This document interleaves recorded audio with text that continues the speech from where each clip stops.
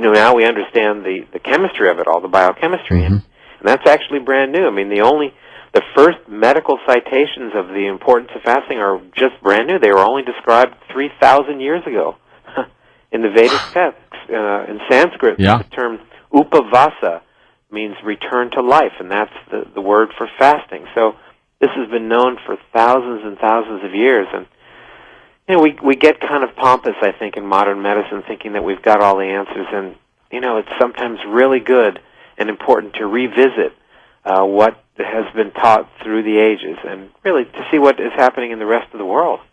What is it about this organ called the brain that allows us to do so many things? I mean, we can do things that are metaphysical. We can, as you know, the thought power to get things done in our day-to-day life. What is it about that thing, the brain?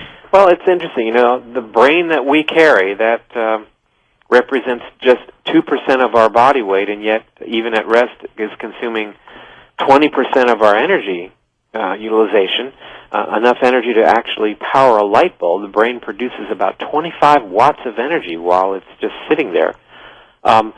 Is really an experiment, I believe, of evolution. And, we have to really remind ourselves that we are, in fact, simply an experiment. And, this is an ability that we've been given that not only has our fate in its hands, but the fate of really all living things on the planet. We may just end up being a footnote in this history of our planet, but it is... we're not the fastest animal in the forest, and we're certainly not the strongest. But what we have is an ability to be the most clever animal in the forest, so that we are able to find food and survive in times of shortage. And interestingly enough, it gets back to that whole concept of fasting. When food sources were not available, we had to survive, and it was our clever brain, as we roamed the savannas, that allowed us to persevere. The human brain has the ability not just to survive on blood sugar, but to utilize breakdown products of our fat to power the brain and to keep it efficient and keep it in the game and allow us to reproduce and pass on our genes.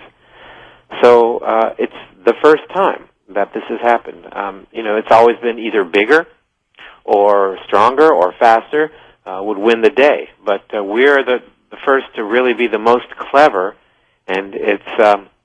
I don't know, George, if you and I are going to be around to see how it plays out, but hopefully, the real key is an evolution, as we talk about in the book, from Homo sapiens to Homo luminous, to an evolution that we do have this ability to see inside and to extrapolate to the future to allow us to get through, the profound difficulties that challenge us in our modern world.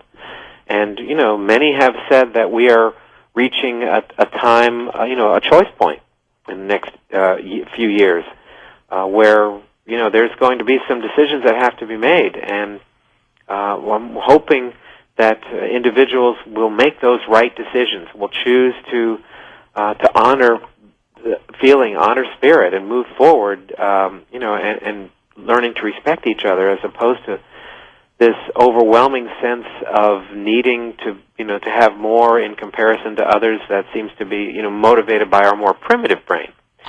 Acquiring things and destroying those things that belong to your neighbor is a primitive brain activity, and it's not an evolved brain activity. Right.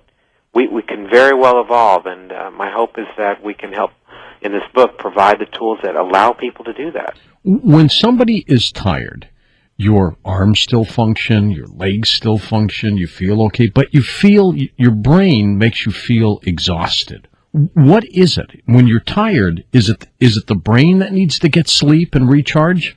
Yes. The brain then shuts off most of your motor activity, at least your voluntary motor activity, by inhibiting the pathways that go down to your arms and legs. But pretty much it's a chemical change in the brain that it is thought that wastes accumulate and that the fatigue is triggering your need to sleep so that the brain can do its housekeeping. But, it's interesting that what happens during sleep is the consolidation of memories of experiences that occurred during wakefulness. So that, people are really the idea of pulling an all-nighter to cram for a test is never very efficient. It's always better to do the best you can than get some sleep to consolidate that information.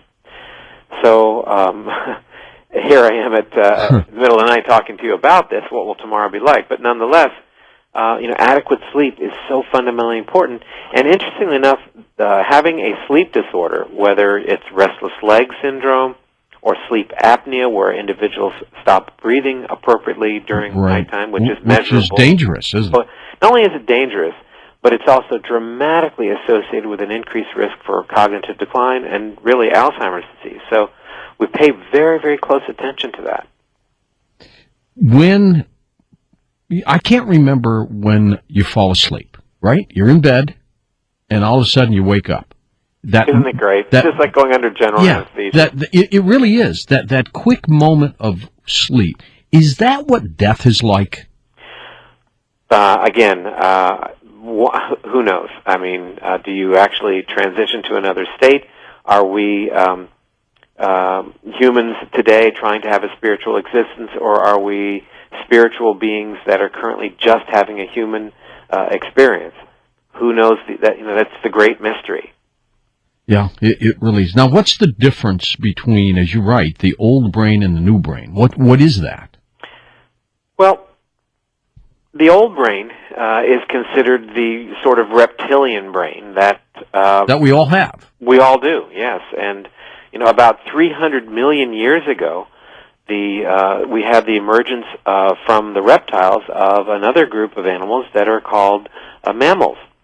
And mammals developed a higher brain kind of situation where not only were they involved in fight or flight and reproduction and feeding, but began to have another layer of, call it emotionality, where they would, for example, mate, care for their young, they would mate for extended period of times, etc. And this became a much more sophisticated brain, more than just our so-called reptilian brain. And then, it's been thought that about several 100,000 years ago, when Homo sapiens arrived on the scene, we had a huge leap in our brain in terms of the ability of it to be introspective, to plan for the future, to become compassionate, to become empathetic, and this was coexistent with or coincidental with the emergence of religions and spiritual practices. So we do still carry that primitive brain or reptilian brain, and many people seem to function from that level. No, truthfully, in fact, we all do. Yeah. It's the reptilian brain. It's survival, isn't it? Absolutely. And perhaps more the second level of brain that we call the amygdala, that really allows us to appreciate sort of the emotional implication of events that are happening around us. But the primitive brain allows us to react instantaneously without thinking about things. When you're driving in your car and a kid runs across the street after a ball, and you step on the brake, you've done that by the grace of your primitive brain. That's right. Waiting to think, well, gee, I better... It's automatic. Yes.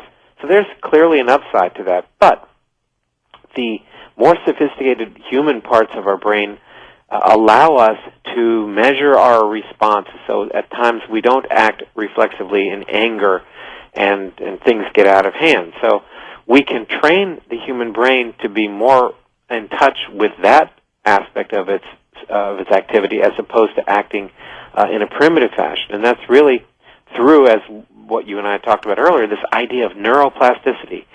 The brain can rewire itself. When we constantly bombard the brain with the fact that our situation is desperate and we live in fear, then we're always going to relate to that primitive brain center and live our lives in fear, in fight or flight.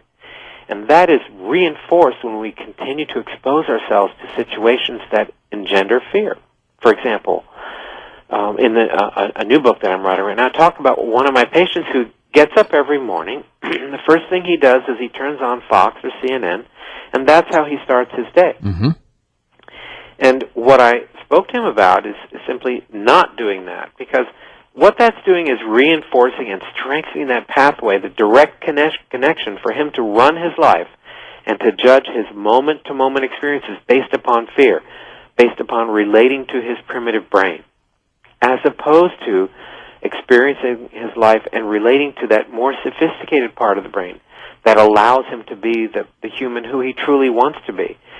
But, the problem with media these days is it absolutely fosters fight or flight.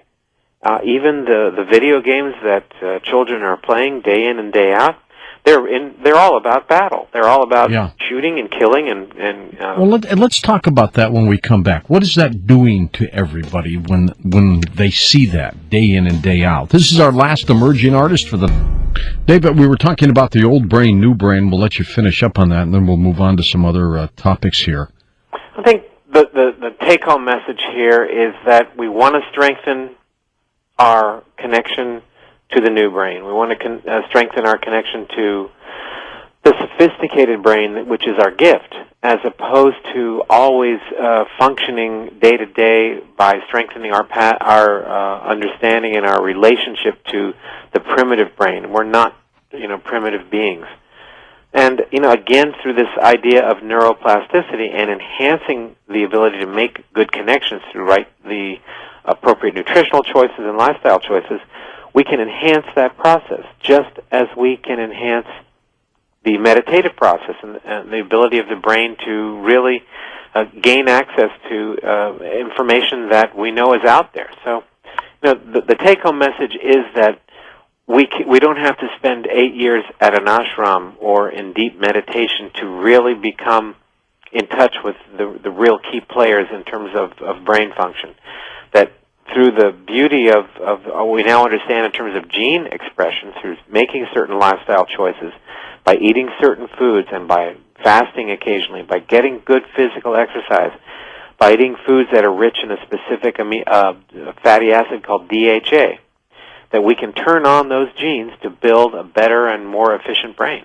When we think, we hear, at least I do, I hear a voice in my head, it's me, telling me things, don't do this, do that, if you're going to turn right, but you can hear your brain, you can actually hear the thought pattern, okay? Am I getting clear on that? Sure. It's called the coin of mental commerce. Okay. And it's the inner dialogue, or the inner monologue. What causes that? I mean, it actually sounds like you can hear it in your head. Well, this is what thinking is all about. I mean, we judge right and wrong, and we explain to ourselves why we should or shouldn't do something. But it's when the inner dialogue becomes counterproductive or destructive that when those voices or that inner conversation becomes destructive, that we have pathology.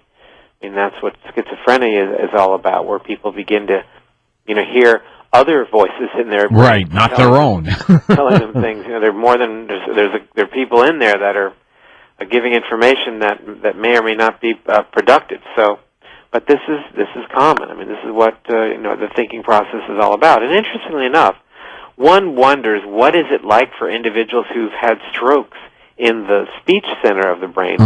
What happens to their inner dialogue? Well, it turns out that there are two fundamental areas of the brain that deal with speech: receptive speech, where we understand what we hear, and productive speech, where we actually are able to tap into what words mean and then construct those words into meaningful syntax, which is what language is all about. So it's something that's been looked at, extensively lately. What happens to that inner voice when an individual's lost the ability to speak, or at least understand speech? And it's very, very compromising. That's interesting. That is fascinating. And what message would you like people to take home tonight?